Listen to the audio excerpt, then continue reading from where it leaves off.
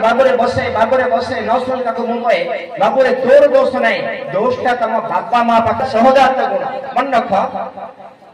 आमर परिवार कथा आम बापा कथा आम माँ कथा आम घर कथा जब आमको कौन कहला तेज आम भितर गोटे जंत्रणा सृष्टि हम आम शीघ्र बदली परिवर्तन होता मो बापा जब किए कौन कहला हाँ जमी बापार से मो भाभी मो बापा कौन खराब थी मु खराब अच्छी मो बापा खराब है वास्तव में मुझे खराब कम करी भल कम करी मो बापा को लोक मैंने कुछ कहे यह कहबार तात्पर्य है प्रत्येक मनुष्य निजर वातावरण पारिवारिक वातावरण को प्राधान्य दे बहुत भल पाए तेणु जो वातावरण उत्तम शिक्षा मिले से उत्तम मनुष्य रूपांतरित हुए नचेत से पिलार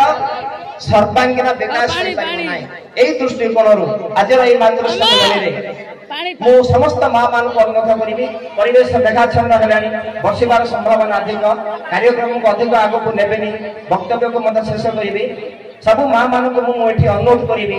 पिला मान को पाठ पढ़ाई छाड़ुं सत्य पिला मान प्रति गोटे माँ हिसाब से आपण मैंने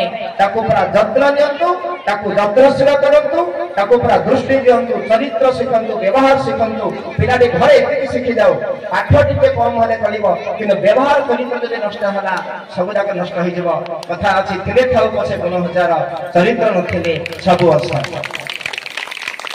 धन्यवाद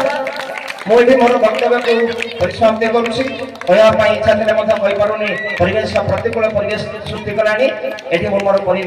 वक्तव्य को शेष करुँची अन्य अतिथि मैंने अच्छा से